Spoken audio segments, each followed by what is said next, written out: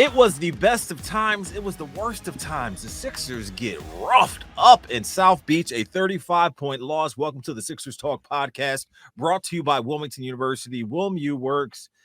Ben Barry, Danny Palmel's here with you. It was ugly from the start, bro. It looked sloppy from the start. They played sloppy, and it just carried over throughout the game. 35-point loss in game 5 is just, wow. That is not what I expected. Was that anywhere close to what you thought would happen? It's not close to what I thought would happen. I did an interview on Sirius XM earlier today on like their daily morning show or whatever. I want to say whatever, sounds like I'm belittling it, but I was asked like what I thought would come out of the game. I said I would be shocked that if Eric Spoelstra let his team come out and play as bad as they did up here in Philly, and I think it's more to home court advantage. The Sixers came out and just looked lethargic. I know that the TNT crew got some heat for what they said about Embiid, and we'll get to that later. But Embiid's injured. The rest of the team just looked slow. They didn't look like they had energy. And if you just, whether you're friends on Facebook or you get on Twitter, Sixers fans around the country or people that watch your basketball would agree with that. There was no fight up there, and that's something the fans of Philadelphia will not stand for. Man, oh man, you can point the blame at a lot of places, but we don't want to play the blame game. We really just want to kind of tell it how it is, and it just they did not have it, and we've seen games where they didn't have it, and in those games, all of their shortcomings are just exacerbated. The bad transition defense, the lack of scoring from the bench, the inconsistency with the shooting and the perimeter defense and the rebounding and on and on and on and on.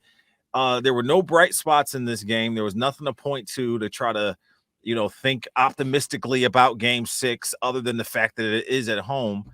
But this is going to be one of those games in game 6 where the Sixers faithful are going to have to show up and show out to give whatever edge that they can provide. Now, maybe the Sixers do wilt and fall short in game 6, but the Sixers faithful have to be there to show up and put their contribution into the center of the table and try to help this team, get to a game 7 so they can try to redeem themselves in Miami, because I could see why the fans didn't show up in Miami tonight. I can see why DJ Khaled was running up and down the sidelines, giving Eric Spoelstra back rubs and whatnot, because they got smoked, bro. They got smoked. It was embarrassing. It was on national TV, and here we are trying to recant and rehash, and pull the crumbs from this cake of what's left for the Sixers team to kind of pull together. So they're gonna have to dig into some pride. Hopefully their season does not end in front of their home crowd once again. Hopefully it doesn't even end in a game 7 in the second round once again, but it's not much to draw upon positively from this game. But hopefully this game 6 is something the Sixers will show some intestinal fortitude toward, and game 7 will be where all this series is decided. Hey, yo, Danny. Yo, I'm just eat it. You laughing like, well, you hit me with the Ayo. I know what's Ayo, next. Man. Sixers fans, listeners, the Sixers scored 40 points in the second half. The Heat scored 39 in the fourth quarter. I believe the Heat started that fourth quarter run with 12-0. James Harden only took 13 shots, finished the game with 14 points. The Miami Heat's Gabe Vincent finished the game with 15 points. That's unacceptable. Most of the NBA world didn't know who Gabe Vincent was until last week, and he had more points than James Harden. That's unacceptable. Sixers need to come back home Thursday, wash this bad taste of a game out of their mouth, hustle, play hard to force a game 7, because they made the big trade for Harden. New coach came in a couple years ago, Doc Rivers. Embiid's played some of the best basketball of his life. Go home in the second round. It's not acceptable. I don't think the fans are going to stand for it. You know what, man, it's just one of those games where you're looking at the Sixers play and you don't recognize anything that's happening out there. And it's a thing, okay, yeah, James Harden, as you just mentioned, had a horrible game, outscored by Gabe Vincent. Max Strus was hot to start the game, but you had so much optimism and promise coming into game 5 after what Harden showed you here in South Philly in game 4. So yeah, okay, maybe he won't go for 16 in the fourth and 31 points, but there's a certain like residual embarrassment that happens from uh being a fan in situations like this, and also in some ways, being reporters or analysts or contributors, people who cover the team and talk about the team. People are asking you to predict, oh, how will they play in game 5? Oh, you think they can get the win? What do you think will happen? What's your prediction for the series? And I'm saying, we're saying stuff like Sixers in 6, and oh man, so much momentum, they're carrying down to South Beach, and the team who wins game 4 might win the series, and all this other stuff. And then they come out and play like that. It's like, well, what are we even? Are we being fooled? Are we being manipulated? Why would they come out and have a clunker like this? And lack of focus or just poor shooting, whatever you want to tie it to. It's just even weird to even try to wrap your head around, particularly after all that's happened with this team, all the stuff that they've been through with Ben Simmons, all the stuff with trying to incorporate Harden, and the growing pains and bumps that's endured with Tyrese Maxey and Tobias Harris stuff. It's like, how do you go into the off season or come into, let's just forget the off season, but come into a game 6 like that and play like that? It wasn't for a lack of want to. I feel like they wanted to play well, and they wanted to win, and they wanted to be, but they just didn't make the plays or do the things that were required of that. So it's like a gap between mentally what you want to accomplish and physically actually doing it. It's like when I asked my son to clean his room and he says, "Oh, I'm going to get to it," but it never actually cleans it. It's like, well, you can say it all you want, but until you actually go out there and do it. I'm sure when he says, "I'll get to it," you don't just accept that and that's the end of the conversation. I'm sure you're not sliding with that response. But Well, it depends on how many times I asked him. The first time, he said, "I'll get to it." Okay, the first time. Then the second or third, fourth time, it's like, well, hold up.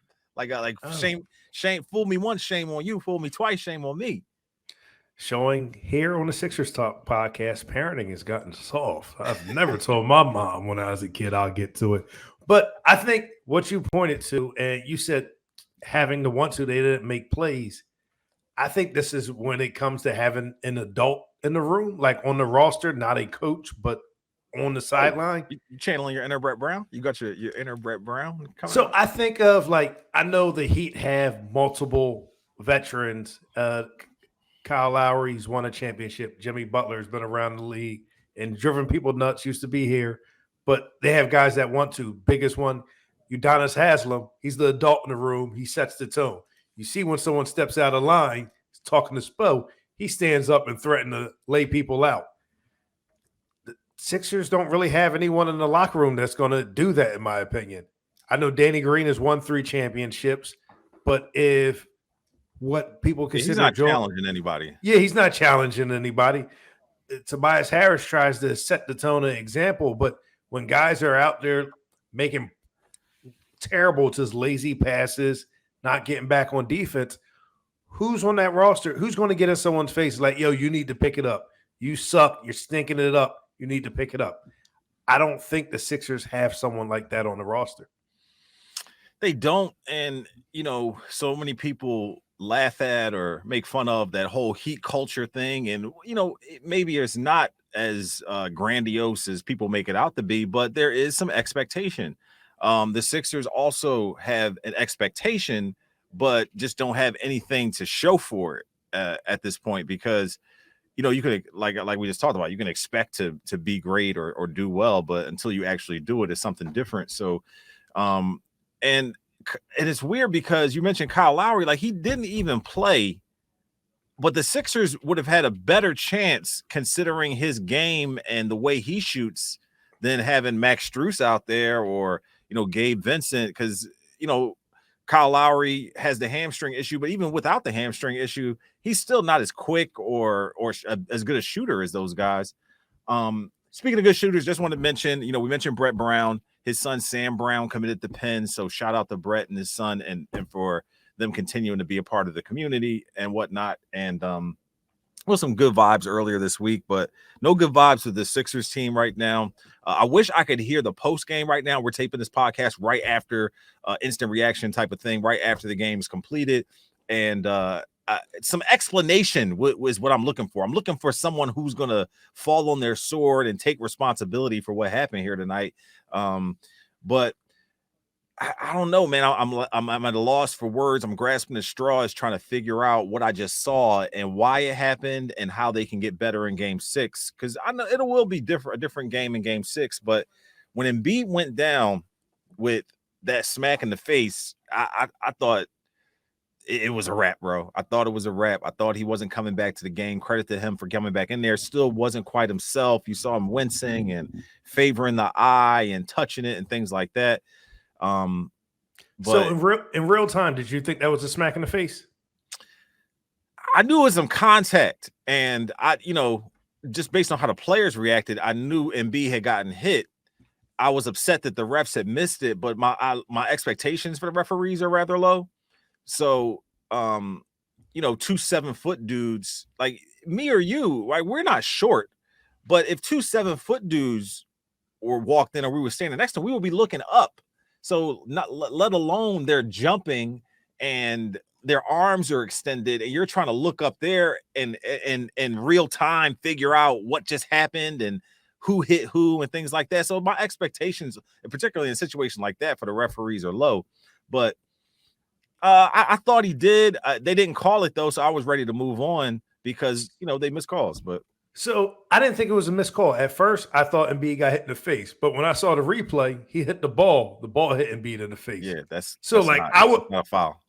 You said, well, yeah, it's not a foul. It's like not a so, foul, yeah. I wasn't upset, and like I know I saw on Twitter and people were upset and thought it was ridiculous. I was like, no, that was actually a good call. In the moment, at first, I was like, oh, they missed a big call.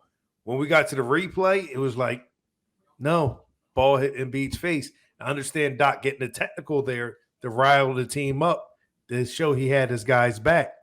But I think that might have been the beginning of the end. I know Embiid came out in the third quarter hot, made a couple of plays, but it went downhill. And I know you asked what can the Sixers do to not let this repeat Thursday night in Game 5. We talked about it, hustle plays. The Sixers got out second rebounded. chance points. Yeah, absolutely. They got 46 to 36. They got out rebounded. Miami shot awful from beyond the arc in the 2 games in Philly, around 21%, 21.5. Game 5 in Miami, they shot 39.4%. Like, I think the Sixers need to go back to that swarming defense, make hustle plays, and if they force a Game 7, it's not looking good. There's 2 teams undefeated at home in the playoffs right now. Golden State is one, and you probably already guessed the other team is Miami. Yeah, man. And obviously the Heat finally find their shooting stroke, which was the thing that was a big X factor when it came to how this series has been played out, because, so many games have been determined by, their poor shooting, and they found their shooting stroke. And in the end up 13 for 33 from 3-point line, which is only just under 40%, but that's good enough to beat the Sixers, obviously, and get the edge against them. And it's weird because you think about how this game played out and what happened, and Joel gets hit, and he needs some help, man. He needs some help. And I'm not just saying that because he only takes 12 shots and Tobias Harris takes 14. I'm saying he needs some help because you're tempting fate trying to get this giant of a man from Game 1 all the way to the NBA championship, unscathed, playing, big minutes. And obviously he's dealing with the torn ligament in his hand. He has the orbital fracture in his right eye. He's wearing a mask.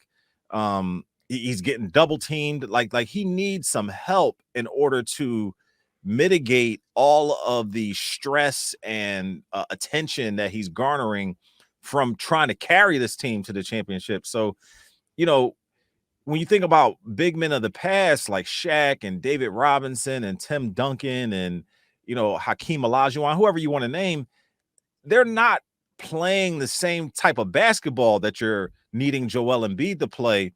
Yeah, they both of those, all of those guys I named would dominate on both ends, offense and defense, but Joel is extending his game to the 3-point line. And he's also the top rebounder on the team and one of the better assist guys on the squad. And you're kind of expecting and needing more from him. And minute wise, obviously, you need a lot from him. You're needing more from him than he can give at the moment because of the injuries, but it's just like I said, that you're tempting fate in order to try to get all of that out of him and take the team to the title at the same time. So, we're gonna, like I said, I'll table all the off-season discussion and things like that, but I'm just a little, overwhelmed Disappointed. by the idea that the Sixers could get all that they needed from Embiid and get to the championship, like the team is currently constructed. So I think, when I throw it back to you, I'm thinking like, so Ben, do you feel like this is a team that if Joel Embiid is who he is now, and if he's healthy, it's a different story. But do you see what I'm saying? Like with the needing help in order to, get this team over the hump and to the next level? Well, it goes when you said overwhelming. I thought you was going to go disappointed with the next three guys who you would expect to have a big game from: James Harden, Tyrese Maxey, and Tobias Harris. And they've all had their shining moments in the playoffs. They've all played very well at times. They've all played really bad.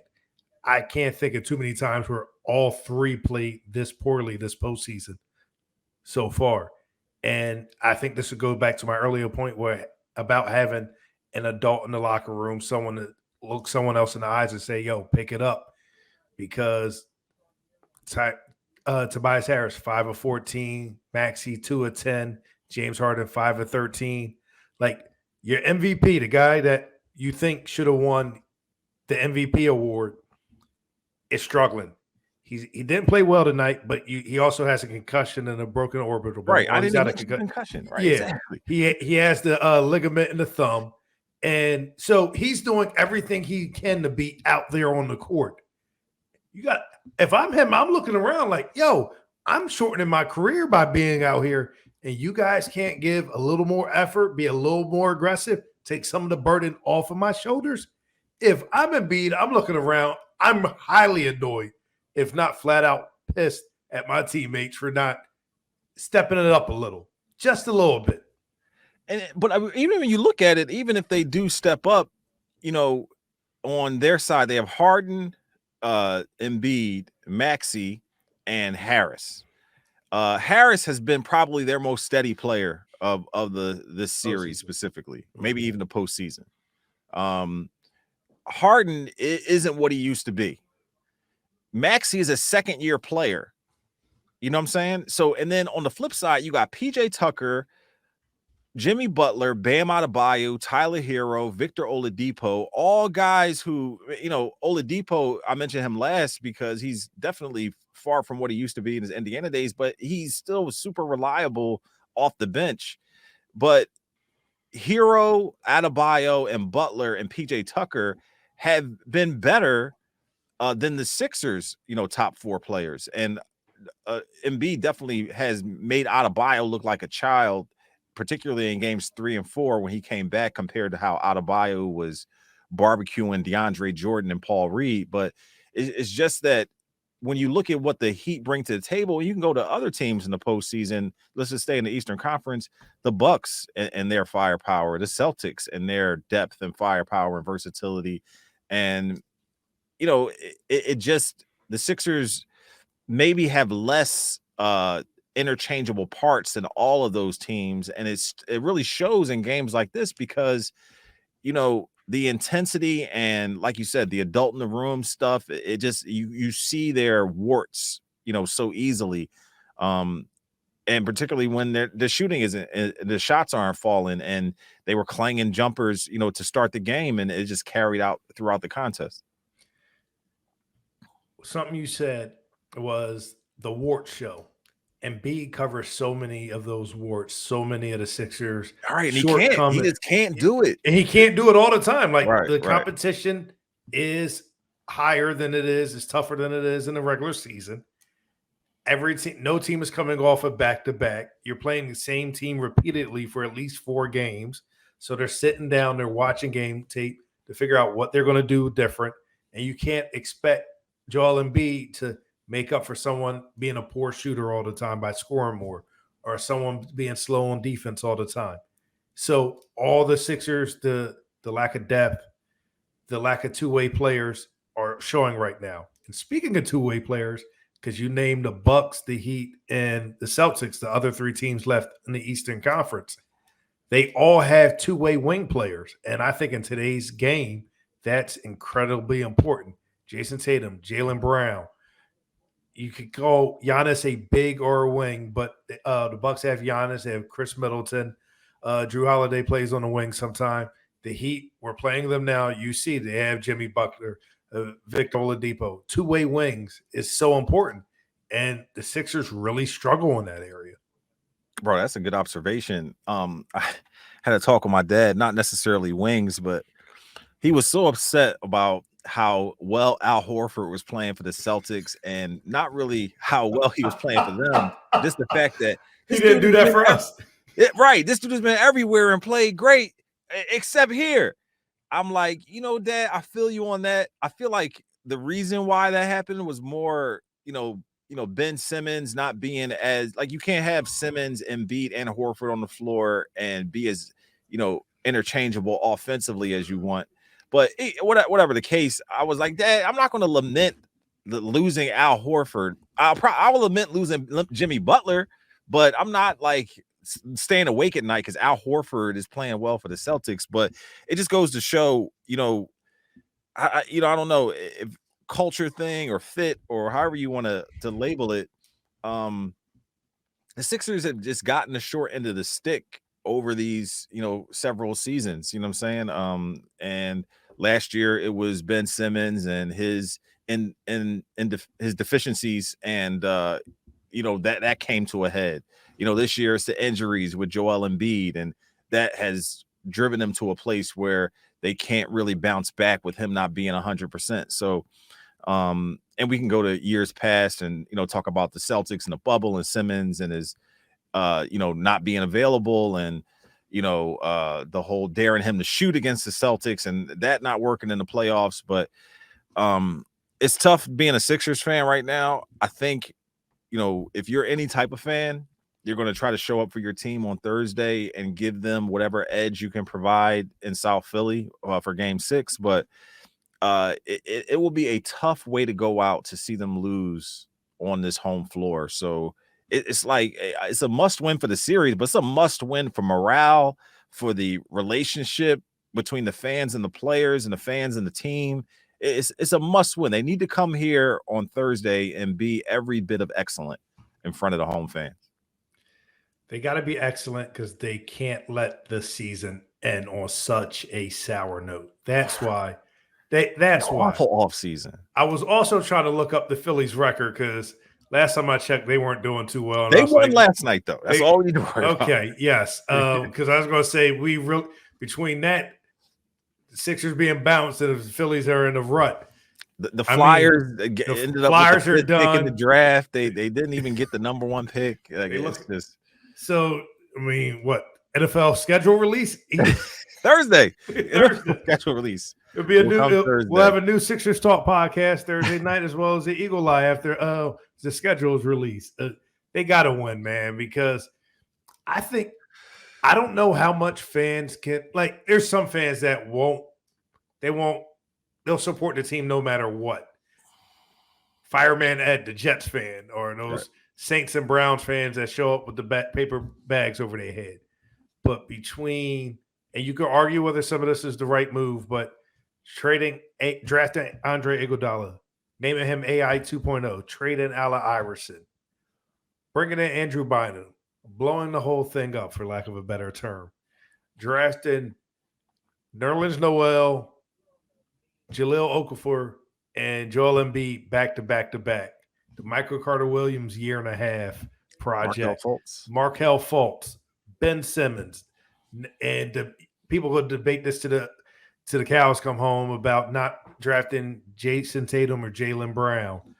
Just the drafting Mikal Bridges and trading him, and just so many things. Then the Ben Simmons not dunking. You're hurting my heart right now. What is your point? Because my point is I'm having pain. My point is front office, like people in charge need to figure something out, because for fans to support this team through the 4 years of losing and not make it past the second round again, like that's asking for a lot.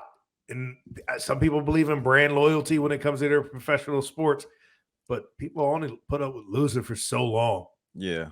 I blame it more on the injuries to Embiid than anything. If there's no mask and he's feeling 100%, he probably could dominate against this Heat team, because they still look beatable to me. They still look like a team that can be beat, but they smell blood in the water. And the Sixers are facing elimination on Thursday, do or die, and for more reasons than just this series, because who knows what might happen as far as players being, repositioned and shuffled around, coaching opportunities that might pop up or whatever.